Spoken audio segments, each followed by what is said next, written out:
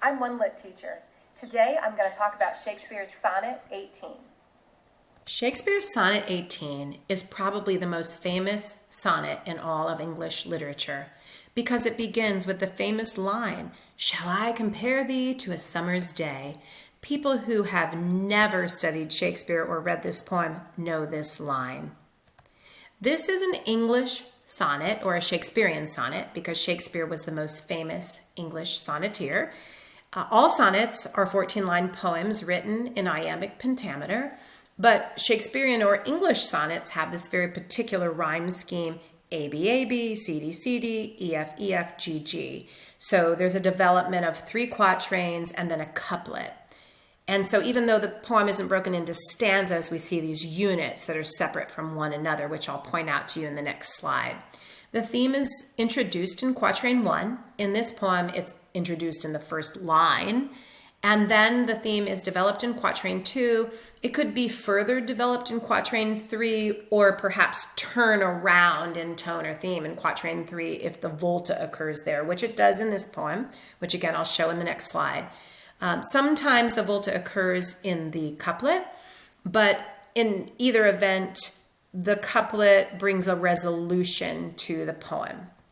So here I have it sort of mapped out, that structure, A, B, A, B, C, D, C, D, E, F, E, F, G, G. So when you look at the rhyme scheme, you'll see that some of the rhymes are I rhymes and some are ear rhymes. So for example, day, temperate, May, date, you might think, well, temperate and date don't really rhyme, but they certainly are I rhymes. When you see them on the page, they look like they rhyme. And then we have perfect true rhymes, ear rhymes, shine, dimmed, declines, trimmed, fade, oest, shade, growest, C, V. Okay, and of course the meter is iambic. That means that each unit or each foot of the poem is an unstressed followed by a stressed syllable, and in this case, times 5, pentameter. Shall I compare thee to a summer's day? Thou art more lovely and more temperate.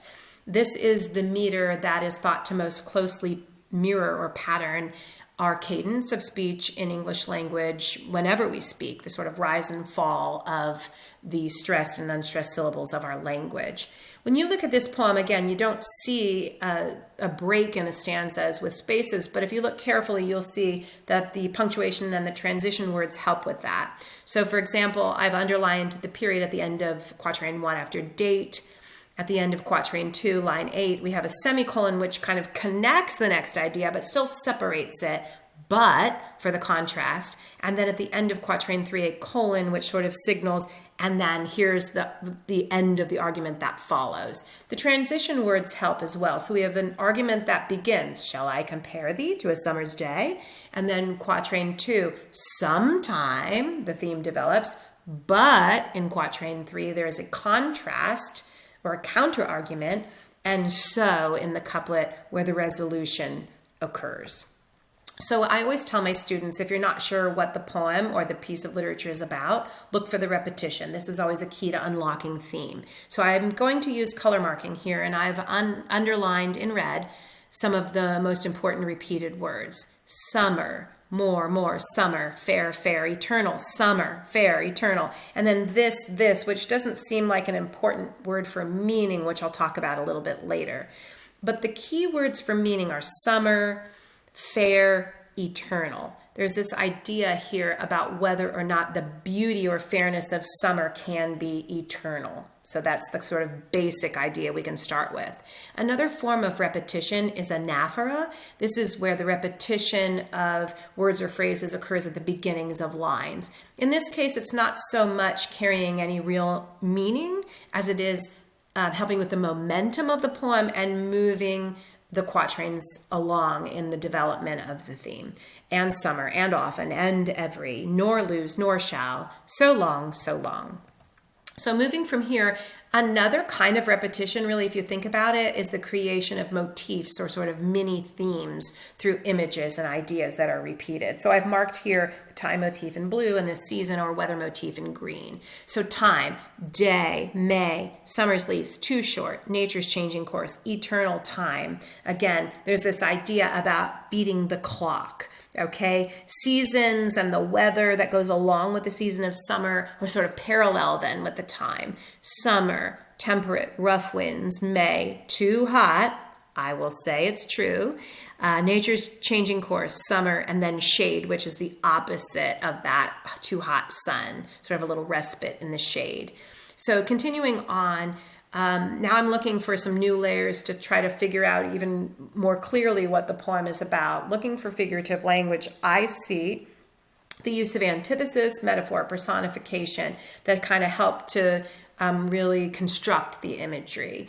And I'm starting to see a contrast between the beauty of the vibrant youth and the inevitable decline that will ultimately be death. So there is some antithesis here. And you might be thinking, wait, antithesis really classically has to have this parallel structure. So like when Juliet says in Romeo and Juliet, my only love sprung from my only hate, a very crisp example of antithesis. Here it's more so just sort of opposites in close proximity. So if you'd prefer to call it opposites on your color key, that's fine. Okay, we have shines and dim, declines eternal. We have death and life. It still helps us to really pull out and see the opposition, the contrast that's being created here between beauty and declining beauty, okay, or impending death. There are metaphors like the eye of heaven is the sun in quatrain 2. Nature's changing course in line 8 at the end of quatrain 2 is a little bit less clear or concrete, but this is the idea that perhaps nature is like a ship sailing along and it's changing its course, okay? The seasons move from one to another. Thy eternal summer is a really important one in line 9, beginning of quatrain 3, because it's helping me to start to see that there's an extended metaphor here. And the idea is that very frequently in literature, seasons in nature are made to represent the seasons in people's lives. Summer being this time in someone's life when their beauty is the most glaring, but it can't last forever. So in quatrain 3, where the turn occurs at the volta, the poet or Shakespeare here is saying, but thy eternal summer shall not fade, because there's a way that we can make it eternal. And so we're going to get to that in a minute. But there's a little bit of a pun then, which I didn't mark, on eternal lines, which has to do with literature and poetry, which we'll get to in a moment. There are even more motifs and imagery. I'm going to keep reading the poem over and over again. It's very short, so it's easy to do that. The more you read it, the more you'll see the layers of the poem. There is a nature motif, or there is some nature imagery here. I'm seeing summer's day, rough winds, darling buds, too hot the eye of heaven shines. I've marked those in aqua. And then they're sort of paralleled by the beauty motif, lovely and fair. Okay, again, there's a parallel in nature and the beauty of the person to whom the poem is being addressed. Now a new layer. I'm going to look for some sound devices. Shakespeare always uses some, whether they are the centerpiece of the poem or the backdrop. In this case, they're sort of the backdrop. The sound devices like alliteration, consonants, assonance, they are subtly reinforcing the imagery of the steamy, hot summer. So if you look at what I marked as alliteration and consonants in yellow, alliterations at the beginning of the words, consonants is in the middle or the end, but they're all consonant sounds. And in this case, there are sort of these fricative consonants that sort of produce the heat, sizzling sounds of summer, which we know are not going to last. Shall, summer, fair, fair from. Okay, the sh, f, s sounds are sort of these sizzling sounds that kind of show the fleeting nature of summer in a way, if you think about it.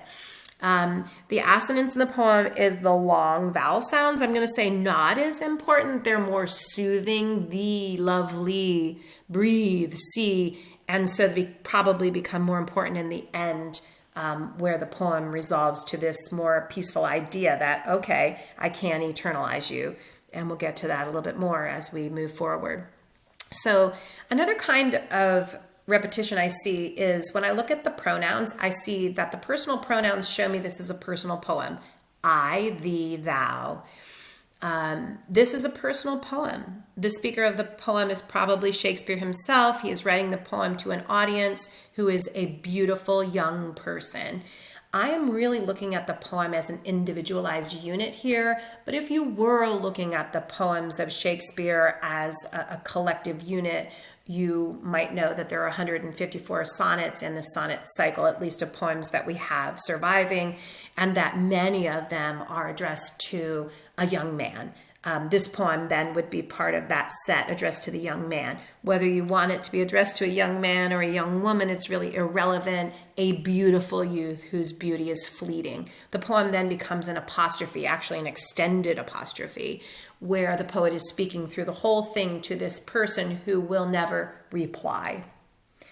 So when I keep looking at the layers of the poem, I can then see the theme emerge and the tone emerge. Okay, I see a theme about eternal beauty through the power of loving this person, but more importantly, perhaps through the power of the poetry that the poet Shakespeare is creating here.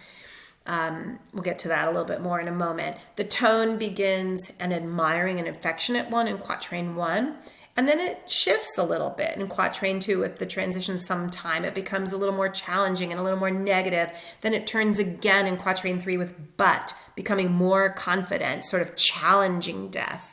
Nor shall death brag thou wanderest in his shade, when in eternal lines to time thou growest. Again, these eternal lines could be the poem, which is a bit of a pun I didn't mark here. The poem resolves to a confident and self-affirming idea in the couplet. Shakespeare has created here an extended metaphor. He is comparing the youth to a summer's day. Summer cannot last forever, but there's a shift away from this metaphor in the couplet, which signals the final message of the poem, which is a lesson, sort of a didactic element of this poem. Before I move on, I'm going to say, if you think I am overanalyzing the poem, sometimes students will say that. You're wrong, because this particular poetic form, the sonnet, is really a highly artificial art form. The Elizabethan sonneteers were all about artifice. They were creating puzzles to be analyzed and unraveled by the reader, and the more sort of highly stylized the poem, the more clever the poet. It was sort of like a contest. Okay, so now looking back on the opening line of the poem and realizing it's a rhetorical question, shall I compare thee to a summer's day? Then we see the poem as an argument, and we also can see that there's a balance of ideas in the final lines of the poem where it sort of settles the argument.